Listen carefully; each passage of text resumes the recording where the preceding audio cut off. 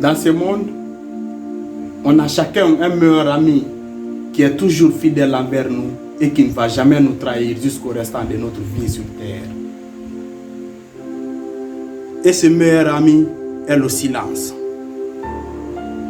Le silence est le fait d'écouter son esprit conscient et subconscient attentivement, sans jugement. Voilà pourquoi tu dois apprendre à le garder quand tu fais face à l'une de ces 4 situations. Situation numéro 1. Quand tu comprends qu'il y a plus de voix contre la tienne, c'est-à-dire quand tu comprends que le monde est contre toi, garde le silence. C'est comme le disait l'ex-président congolais Mobutu, qu'il faut répondre uniquement que quand tu sais que ta réponse est plus importante que ton silence. Et quand le monde est contre toi, crois-moi, c'est ton silence qui serait plus important que ta réponse. Situation numéro 2. Quand tu te retrouves dans un problème que tu n'as pas provoqué et que tu as un manque de solution pour le corriger, alors, s'il te plaît, fais confiance à ton meilleur ami. Garde le silence.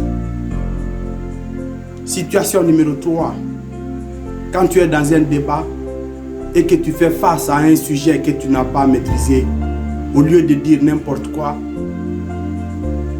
tu feras mieux de garder le silence et d'écouter les autres. Ça ne va jamais te rabaisser.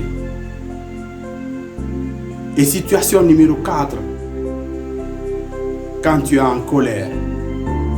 Quand tu es en colère, garde le silence. La colère nous fait oublier carrément notre intuition et notre prudence intérieure. Et quand tu arrives à garder le silence pendant ce moment, tu pourras contrôler la situation quel qu'en soit le degré de ta nervosité. Garder le silence pendant ces 4 situations ne veut pas dire que tu es faible. Non. Non. Au contraire, ça veut dire que tu es sage. Et ça va te permettre d'agrandir ton cercle de sagesse. C'était votre ami Sangaré Fantoman de Life Student House. N'abandonnez jamais.